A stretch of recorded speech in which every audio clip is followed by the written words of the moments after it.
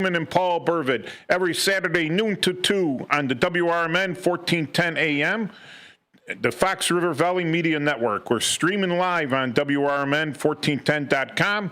Our studio call-in number is 847-931-1410. Our text is 505-926-1410. And you can hit us up live on the WRMN 1410 channel. Go to the live, and we'll be streaming there. You can see us, and then you can make comments in the chat. So, Paul, how you doing? Good. How are you? I when I was down in Mexico, I listened to you and Marla. You know, a lot of retro Chicago stuff. Yeah, it was fun. We had a great time, and we were glad of the support. And Dennis texted in, and he liked it. So we had a great time. We really liked that show. It was a lot of fun. Yeah. And let me see. So I survived Mexico, Zacatecas, wasn't kidnapped or anything. In fact, you know, downtown, they had so many police there, like every police officer imaginable. And they had the federales, they had the state guys, they had the local guys, they had security out there. I never felt more safe down there. And it was a great time. And I didn't get sick until I ate a sandwich at the Dallas airport. Oh, no. Oh, no. Yeah. I was fine all the way through, and then you have a sandwich at Dallas Airport, and it does me in. So let me give a shout out to, this is originally a veteran shout out show, and my personal shout out is for the Dunkin' Donuts veterans over in Niles on just east of Harlem on Dempster. All right, so they got a Dunkin' Donuts there. We meet there every Tuesday between 9 and it goes on to maybe 10:30, depending on if we have speakers and how long they go. But guys usually get there around 8 o'clock or even earlier, and they set up, and there's about 100 veterans there. Guys from all over. We got World War II guys. They're still around. Korean War guys. Most of these guys are like Vietnam veterans because it was started by 2 Vietnam veterans. Real good guys. We pass along a lot of veteran information. You know, and we all get together and pray for guys that are sick or have passed and everything. So great group of guys. Hope to see. Hope some of them call in. You know, I know some of them. That's a little west. Oh, my bad. Yeah, that's 75 on Harlem. There's one. This one's actually on Dempster. I think it's 7139 on Dempster or 7039 on Dempster. So. Yeah, it's there you go. There we go. There we go. 7039 Dempster, Dunkin' Donuts. Great people. All right, great donuts. You know, never gotten sick there on any of their donuts or anything. All right, so Paul, today, and it's interesting that we're talking about it because I can make the connections, but today we're going to be talking about terrorism and kind of specifically domestic terrorism. And today they have a little demonstration, which is probably the least of the demonstrations, the most, what do you call, innocuous or innocent of them, the No King's Day. So what do you think of No King's Day, Paul? Well, I have a feeling, I'm not supposed to know this, but I have a feeling that some friends of mine, one that I work with who is a friend of mine, she sent me a picture from the last one, and maybe some relatives of mine might be done it. And you know, I'm sad. Okay, not because of what they do, but because just by what they're doing, they're proving that we don't have a king. Because had we had a king, they wouldn't be having the demonstration. He would have sent out his knights at the round table to behead them all. That's right. They'd be at either in a dungeon, thrown into a lake, or burned at the stake. So, I mean, it's really kind of sad that people are perpetuating this myth. But, you know, we do have a country that allows us to demonstrate and have our voices heard. But my question is, why aren't our voices heard about important things? You know, like health care for people or curing diseases. Why don't they spend a little? And you know what it's become, to be honest with you? And I'm going to call this out on some people that I know. It's become a kitschy way for rich, entitled people to pretend and get their bones and say that they're public service. I know people that go down there, they then go to expensive restaurants, and now that they go gambling. So it's become like an intelligentsia, as they would say in 1917, an intelligentsia convocation, and it's really kind of sad because there's so much things that had they maybe if they spend a little of their gambling and Starbucks money and sign making money and donate it to some. Maybe they could actually help a child get an operation or fund poor animals that might normally be killed if they're not adopted. Maybe they should use their money for that instead of voicing something that I don't care. Their money and their time, yeah. Right. But I really here's one. Is that one of the ladies?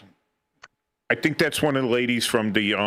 I was in the Blue Box Cafe, wonderful place. This is in Elgin off Chicago Avenue, and great sandwich, great coffee. The girls there know my name because I've been coming in for over a year now, right?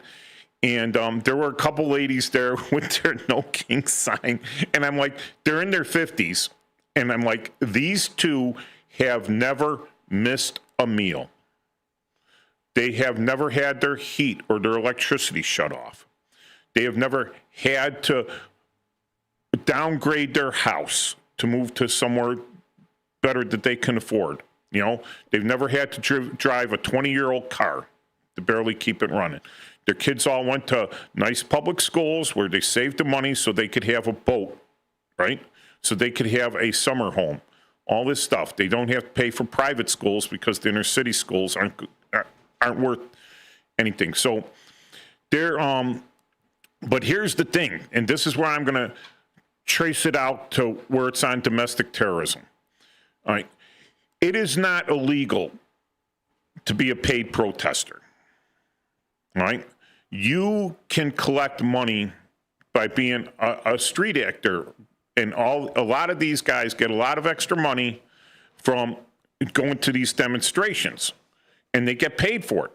So they might not necessarily back up what the demonstrations are about. They're just collecting the money. However, if you take the coin from someone to do that, you're in effect supporting it, right? So you can't sit there and say you can't be all innocent and say, well, I only did it for the money. Or the other reason, my favorite other reason, is these guys going there to find girls, to get a date with or to take advantage of. Or girls going there to find guys to get a date with, to take advantage of. All right. And it's not really about what the people paying for the protest are about. All right. They are sitting there trying to obstruct, trying to do a psychological operation, much like a riot is a psychological operation. These protests are organized, planned psychological operations to reduce the people's confidence within their current government. All right, so you didn't see a lot of paid protests against the previous regime. You didn't see that because, it's kind of hard to already undercut the confidence in the government at that time. All right, so now when you have a big jump, you want to bring them down to your level. And the people with the money that are collecting the money and they're paying it out. Now, they're not paying all of it out. They get donors and they're not paying all of it out. They're going to have enough money to buy 6 or 7 mansions. They're going to have enough money to pay themselves a consulting fee or to pay themselves the administrative fees. So they're always taking their cut off the top as being an officer of, I don't even know if they're listed as 401, as 501c3s, 501c3s or C anything, right? Because the veterans organizations are C19s. So here's the thing, right? As soon as President Trump declared that the Antifa is a domestic terrorist organization by the definition for the FBI uses, right? Then all of a sudden, their leaders all fled the country. Now, if you are totally innocent, right, and you're backed by the law, and they're very specific on this, that the difference between your First Amendment rights, you have to really, really dig down deep to domestic terrorism cases. They don't go after the organizations. They go after people within the organizations. All right?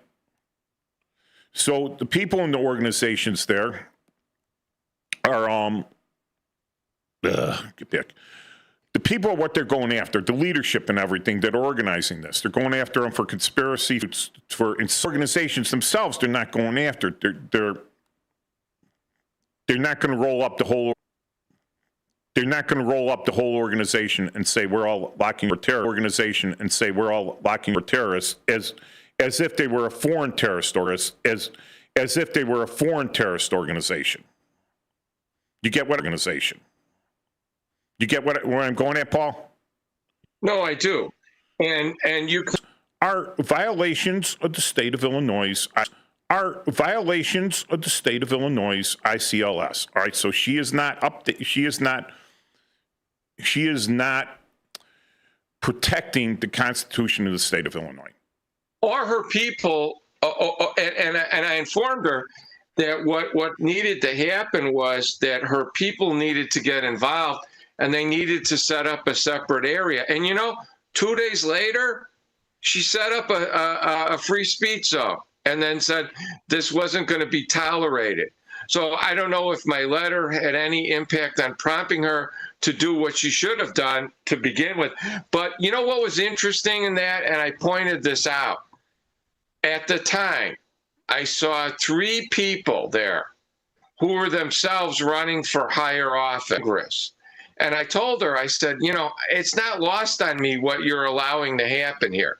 You're allowing these people to come out with their film crews so that come January, when the primary for the next election starts, we'll have campaign commercials with these people acting as if they're, protecting the people who are going against the current administration.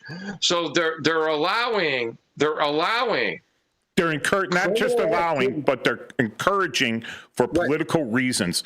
It's a big show for them, right? Right. And they have political connections, and they're talking to their political likewise people. I'm not mentioning any parties or anything. And they're allowing this to happen, just what you said, so they could go pound their chest and say, see what I did for you and everything. I'm doing this for you, right? Meanwhile, you got a bunch of the people in custody that get shot up, right? You get the ICE officers who are literally defending the Constitution of the United States, enforcing the laws of the nation that are on the books, all right? On the books, those are actual laws that they're enforcing. If you want to stop those laws from being enforced, then you could have, under the previous 3 administrations ago, right? You could have demanded when they had the House and the Senate and the presidency to repeal those laws, to put the law on the books, right? To institute a bill. Of course, it would be party line vote, right? They would get the bill passed through the House, through the Senate, then the president would sign off on it. And then, hey, you wouldn't have this problem because you couldn't enforce that law because there'd be no law to enforce. But they wouldn't do it because they realize what would happen with that. What would absolutely happen, crush the economy, everything else, and that the whole public would suddenly turn against them. All right? There's be no way that they could pad the voter rolls or anything to change the outcry of the public, all right, on that. So they didn't do it. But now they're acting like, oh, well, they're enforcing the laws and those are unfair laws. Dude, you had 8 years to change those laws, and you didn't. And now you're saying that they're unfair? Well, what happened when you were in charge? If you thought they were unfair back then, why didn't you just eliminate them? Well, if you go back to '08, they really had at least 12 years in that time period, too. So we got a caller? Yeah, hi. Hey, guys. Hey, Larry, what's up? Okay, I want to say that, you know what really annoys me about these, and can I mention names, or you don't want me to mention names? No, don't mention party names. We're not about the Okay, parties here. well- We're about law and order and following the Constitution. All right. All right? Yes, sir. Okay. What gets me is members of the Chicago delegation of a certain party march with Mexican flags at these ICE demonstrations. Do you know what I'm saying? Why is it that, I'm mentioning his name, my congressman, who you know, Yeah, along with others. my congressman too. Yes, okay. March under the Mexican flag. Because they want to, and that's their First Amendment right. Okay, I'll go with that. But, you know, let's be honest, okay? My congressman, who's your congressman, they're aiming at their next level, like unofficially he's running for mayor and stuff like that. And you see, and then I see commercials by a guy running for U.S. Senate of a certain party. They just have to say a certain name of the president, and then boom, it's like, hey, this is, you know, everything is going to come down to this. Well, this. Go ahead. You see, You talking about the guy that has the barbershop quartet in his commercials once in a while? It's a guy who was born in India. I'll put it that way. Yeah, he's got the barbershop quartet. Okay, fine. It's theater. It's kabuki theater of the absurd. So That's the scary part. It's almost like we're in a play manipulated by a puppet master. okay. And they That's are the question puppet two. master. All right, so the puppet master is what I'm talking about. So if there wasn't any funding, all right, and if there wasn't guaranteed press coverage where I could get my 55-year-old suburban housewife face on the news and videotape that and then show it to all my friends, look, I was on the news, I was doing something, and plus I got a paycheck for it, right? And Mike, I have to if ask it you a wasn't for that, question. right, Yeah. would these be Right. spontaneous demonstrations? Right. They be spontaneous? Two more Of calls? course No. not. No, not at all. No, not at that all. shows you it's not spontaneous, it's paid for. And if it's paid for, then it's a political advertisement. If it's paid for and it causes death and destruction or it's harmful to human beings, then that falls under subversion. terrorism, right? It's a version paid for by an offshore actor trying to manipulate our country. And that's which foreign is- terrorism. It's exactly terrorism. It is exactly terrorism. Now, if you have a foreign terrorist, the one thing that the country wants to do, all right, that says in the laws, is that any bank, all right, if you declare a guy or organization a foreign terrorist organization and that bank knows that they have funds from that person or organization, they have to freeze them and announce it to the U.S. government. All right, so we'll come back after commercial with the Chief Guard of the Republic talking about No King's Day.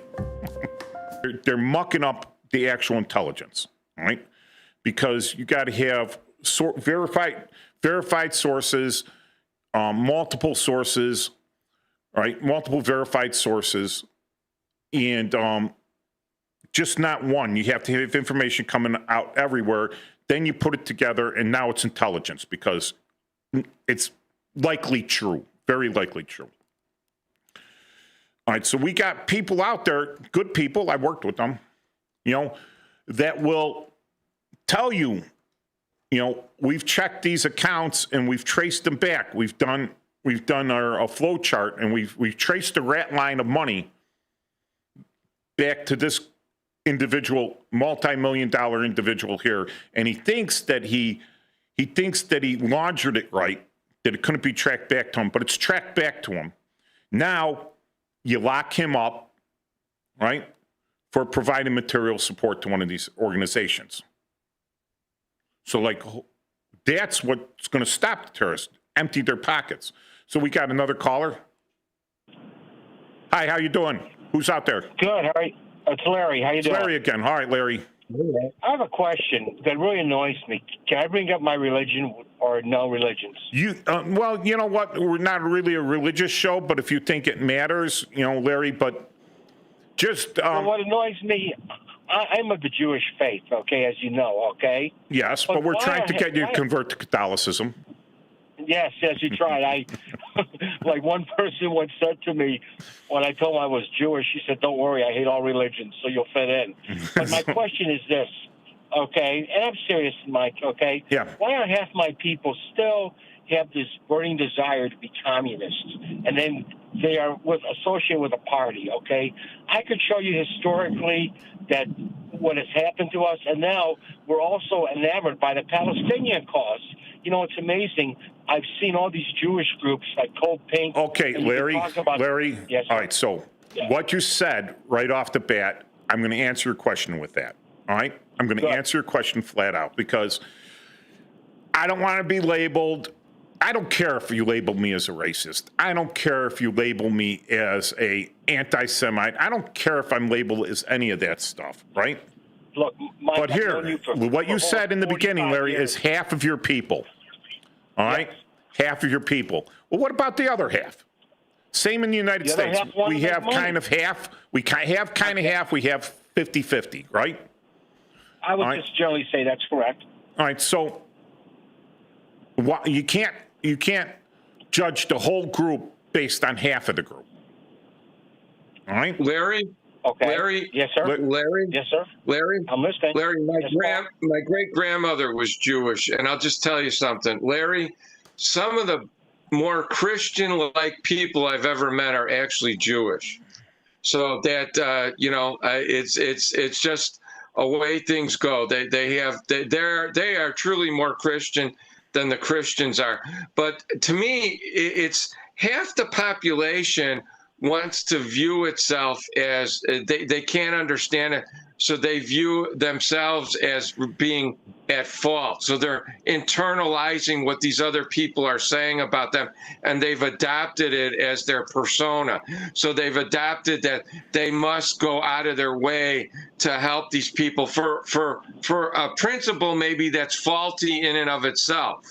So they just internalize it because they're that type of. They're, in other words, they're a perpetual victim, or they're a walk-in RD number. They're the ones that always get into trouble because they said it must be my fault, even though it had no fault of theirs. They want to accept. They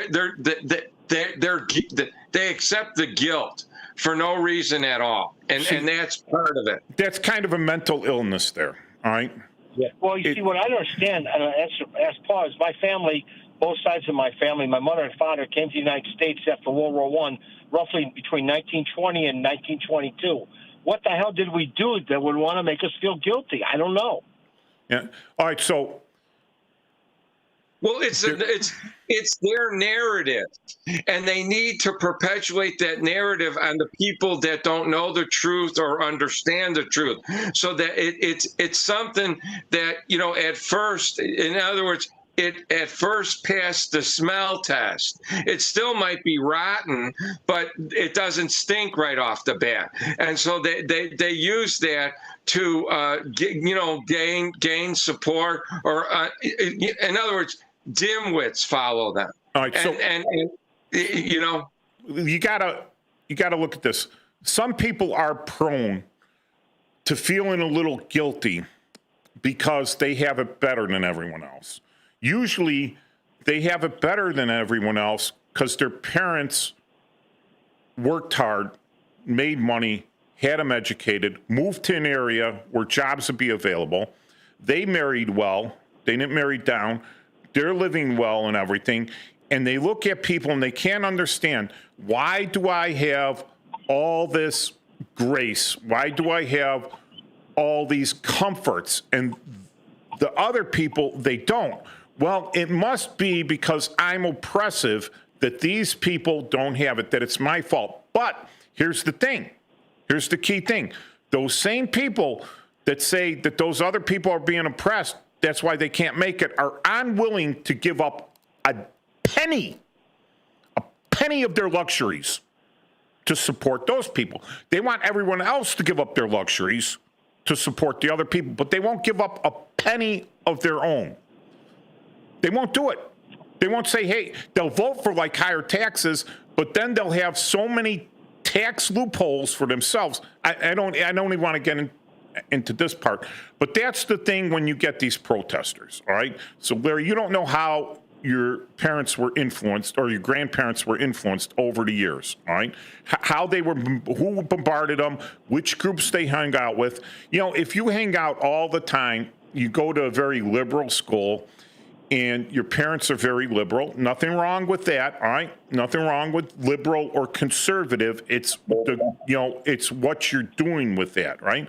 You go to a very liberal school, you have very liberal parents, you hang out in an area, and they have liberal friends. You know, they don't hang out with the conservative friends, or they're polite to them. And the same thing with the conservatives. They don't hang out with liberal friends, or they're just polite to them. And you're influenced your entire life to see things a certain way. All right?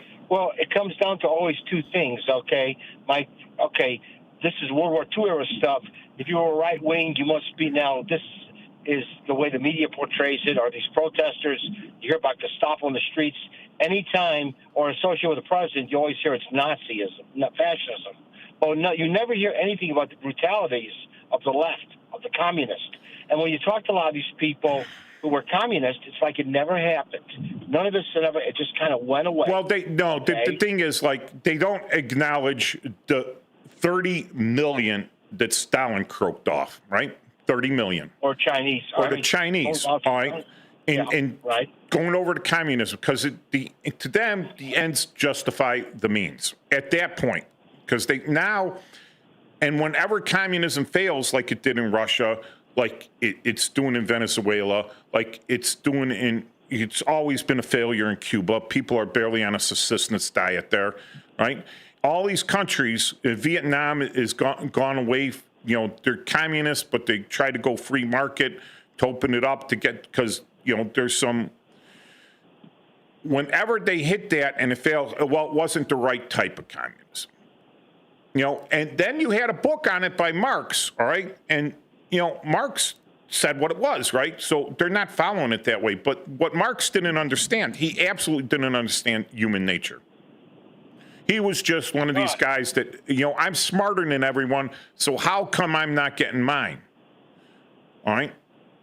And he's not smarter than everyone because he didn't understand human nature. Human nature is kind of greedy. All right? Now, get back. I saw a meme on the social media, and it had Jimmy Carter. He's passed, he's gone. Shouldn't really talk about him, right? But I just was at the Jimmy Carter Center last month. He was saying that you should have, if you don't have compassion for the poor or anything, and it was kind of like you're a bad person. But if you go back to the epistles from Paul, right? Thessalonians, I believe, right? And he ends up saying, hey, you should take care of all the other people, but if they don't work, don't feed them. The trouble is... Jimmy Carter was the best example of an ex-president. He was better as an ex-president than he ever was as a president. He was working the background on a lot of stuff, too. Yeah. So, yes, working with his hands, Habitat for Humanity, everything else. The very Christian missions. He was. If you judge him as an ex-president, he was great. If you judge him as a president, not so much. But he was always he's also working the background, doing dirty tricks to make sure that the Democratic Party stayed in charge. Anyways, aside from that, the thing is, that if you have to work in the fields all day digging ditches and you get a loaf of bread, right? And someone who can't dig ditches and can't do anything else is getting a loaf of bread, then your brain's going to say, I just worked my neighbor there who seems to be physically fit, but he has a mental issue or he has something, he has a connection that the doctors say he can't work for whatever. He's getting the same thing I'm getting. Well, I might as well not work because then I'll just say I'm ill like that too, and I'm going to collect my loaf of bread. Until there's no one digging ditches or no one doing anything or no one harvesting the grain or no one baking the bread, all right? And then what happens is it all collapses because why should I work hard to support my family, support my kids, you know? I help my kids out and everything. I work hard, they work hard, all right? And I help them out, all right? But I don't want to work hard for the neighbors that live down the street that didn't pay, they got a mortgage, you know, back during a different regime when they were giving out mortgages to everyone, all right? They got the mortgage, and then they didn't pay their mortgage for 7 years while they found every excuse why not to get evicted, all right? And then the daughters are all on public aid because they have children and everything, and no one's working. And then my tax dollars they're taking tax dollars away from me to support these jamokes. And, you know, it ticks me off, but hey, you know, after a while, if that gets into the neighborhood, it gets into people's feelings there that people are getting stuff for free and I'm giving it to them by force. People are forcing me to give this to them, and I vote not to want that. You know, it's not non-compassion on my part. It's not that I don't have compassion, all right? It's not the child's fault. But what it is, all right, is I have personal responsibility. I would like everyone else to have personal responsibility. Is that a bad thing? Of course not. All right. As you know, I married a woman of a different race, and whenever we get together with some members of her family, right away, you know what they talk about? One thing in common: what can I get from the government for free? All right, Larry, we're not discussing that right now. You know, we're discussing domestic terrorism and foreign terrorism, and it's appropriate because in like the past week or 2 weeks, where it was in the news, not in the major news, but in the underground news, you know, the non-mainstream media, that the people in charge, the organizers behind all this, the people that are actually profiteering off it, have started fleeing the country.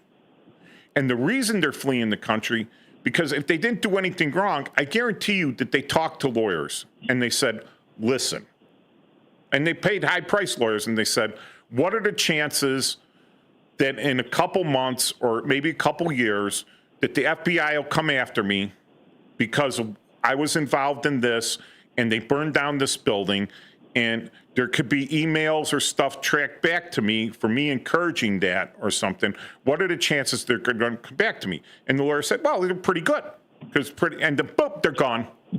So these are the people that are out there, and they use wordsmithing, all right? They use nice words, anti-fascism, and they use fascist tactics. You know, it's never even defined what fascism is. I read a book about it. Is it something a cross between what Mussolini and Hitler had? But Hitler said he was a nationalist, socialist, worker. Socialist is the key word there. All right, so it's control of the economy, total control of the economy by the government. All right, and in Nazism, nationalism, Germany first, and then Hitler would say yes or no whether these private corporations, quasi-private corporations, can do something. All right, so it's not like they're producing a gadget and selling it directly to people. They produce a gadget, and then the government has to approve that gadget. And did you know Hitler was an Austrian draft dodger? Did you know that? I believe he was a corporal in World War I, and he was gassed. That's correct. That's correct. He became a corporal. That's why he joined the German army when the war started. My grandfather was an Austrian draft dodger. Okay, but then he didn't become a German citizen, and then he was in the gray area, though he fought for the Austrian-Hungary Empire and Germany. We're getting off track, Larry. We're getting off track. Okay, I'm sorry. That's not the subject. I know you're an expert on these things. I know you're an absolute expert. Larry is... Wasn't he also a wallpaper guy, too? Yeah, but whether I'm not talking about that dude, man. That dude has been dead. Dude has been dead for over 75 years. Who cares? Maybe. All right, guys, you guys are wonderful. You guys make my Saturday. All right. I'm going to get off the air.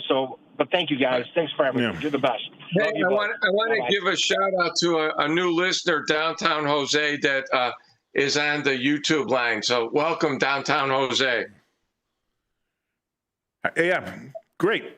I'm glad to hear him. And how many minutes we got? We go 1 minute. All right. So when I get back, I want to talk about we had a little discussion, but I got to give a shout out to a guy out there. I kind of forgot his name, but I'm going to describe him. But he's a great guy. I only knew him for like a minute.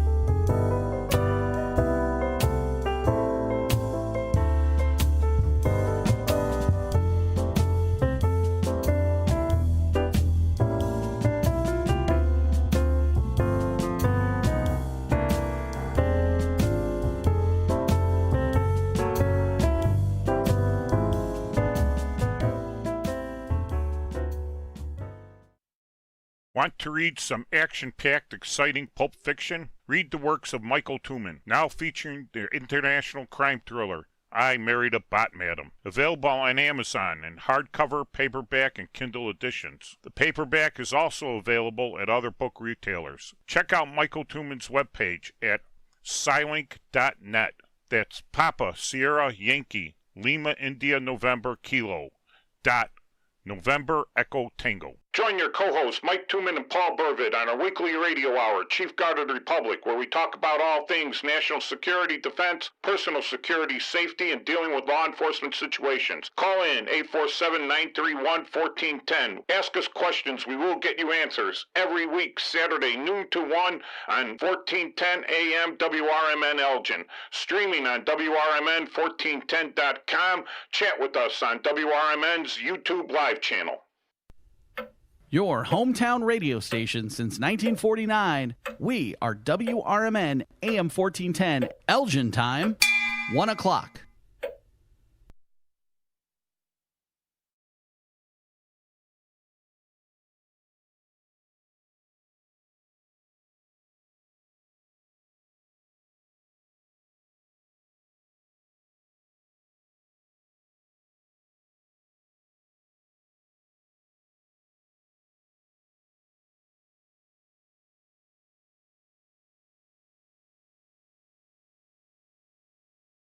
I'm Julie Walker. Anti-Trump protesters planning to mobilize all across the country today, and the banner for their big event, No Kings, tried to frame President Trump as an authoritarian dictator. Republicans have renamed the event the Hate America Rally.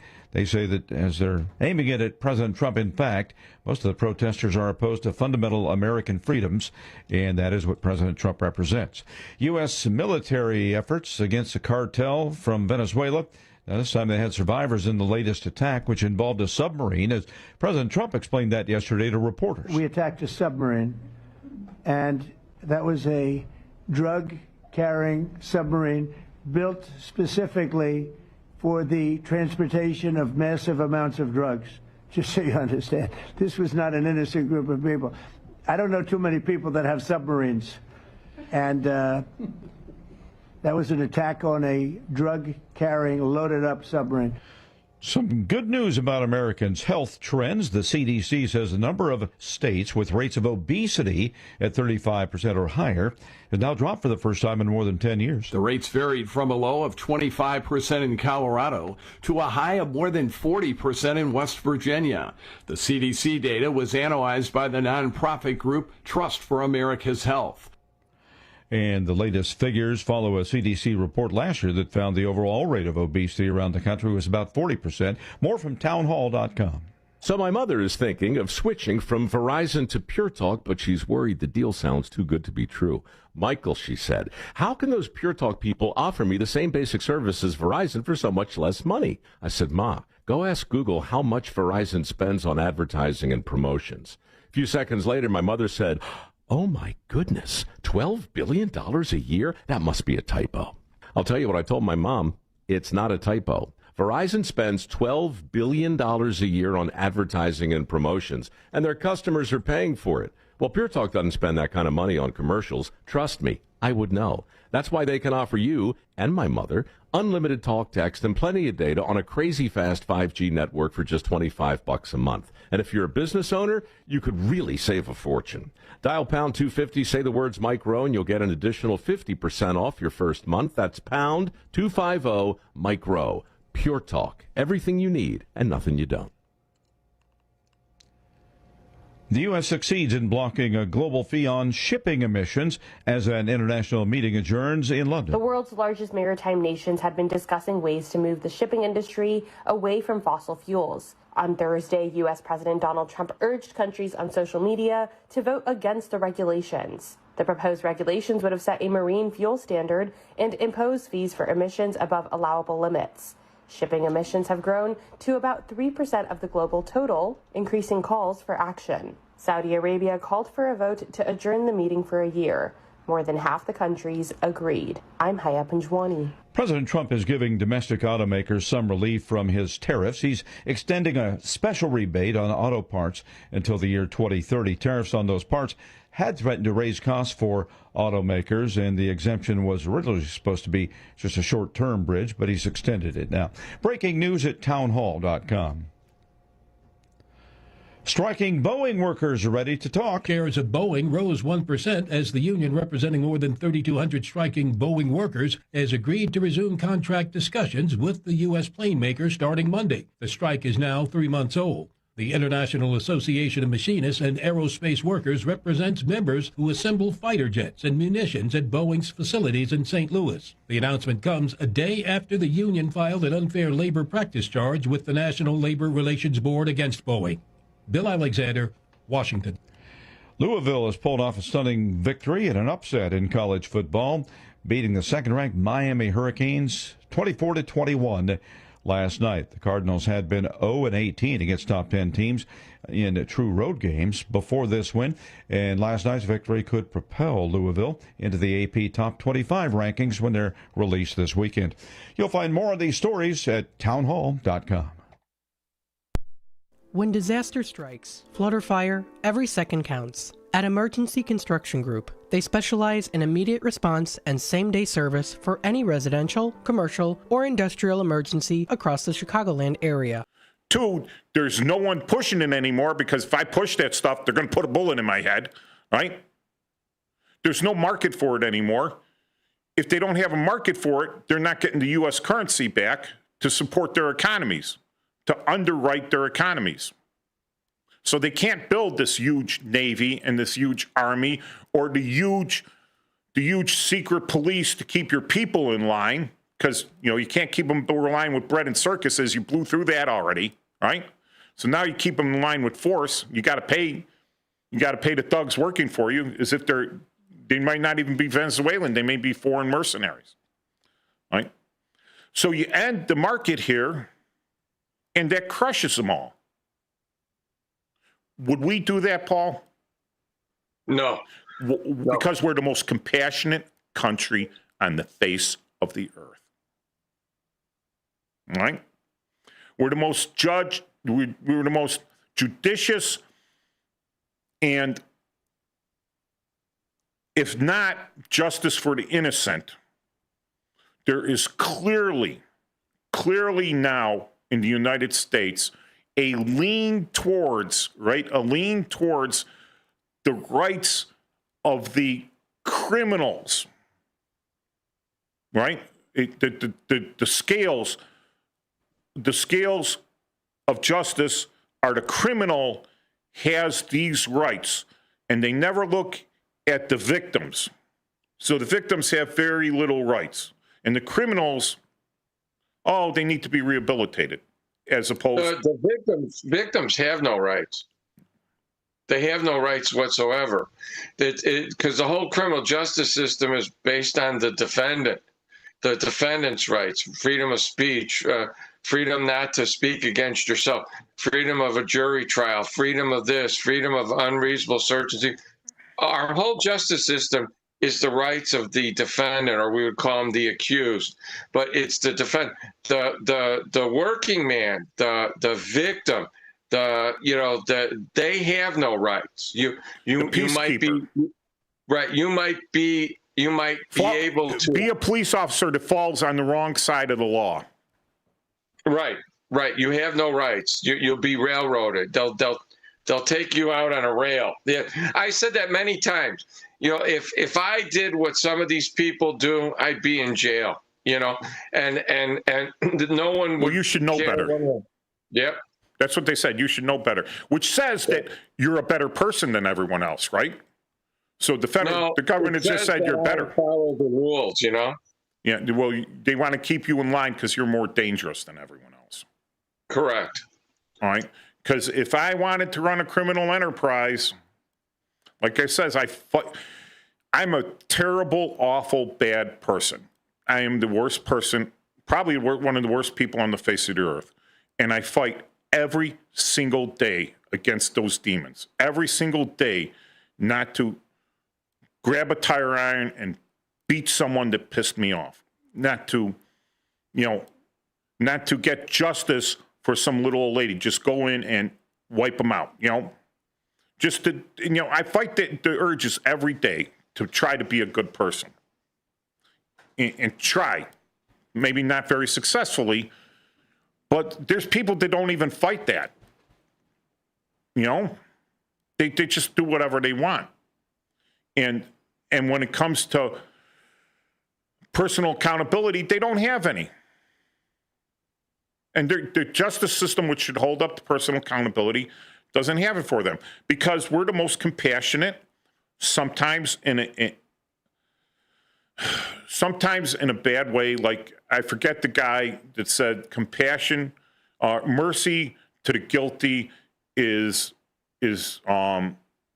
oppression of the innocent. So I do not abdicate for the 13 cent or the 20 cent solution because that's an easy problem solver. And what would happen? The ends would justify the means, which is what these protesters are looking for. They're looking for the ends to justify the means.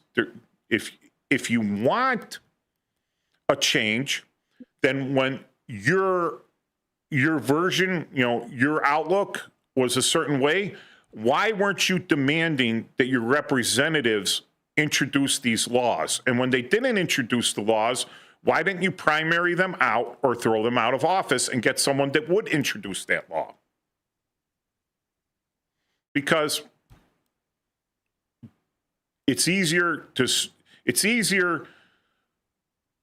to have public opinion swayed so that the law that is on the books is not enforced. So before we run out of time, I thought this was pretty interesting. And let me get it up here on my magic iPad that my girlfriend gave me. All right. So I'm looking at the designated foreign terrorist organizations, and this is off the State Department's webpage, which is pretty cool, right? And the last administration took office on what day? January 21st, 2021, right? Right. All right. So during that time, the last administration, 4 years, decided that ISIS Mozambique, ISIS DRC, right? Democratic Republic of China, ISIS DRC in China, right?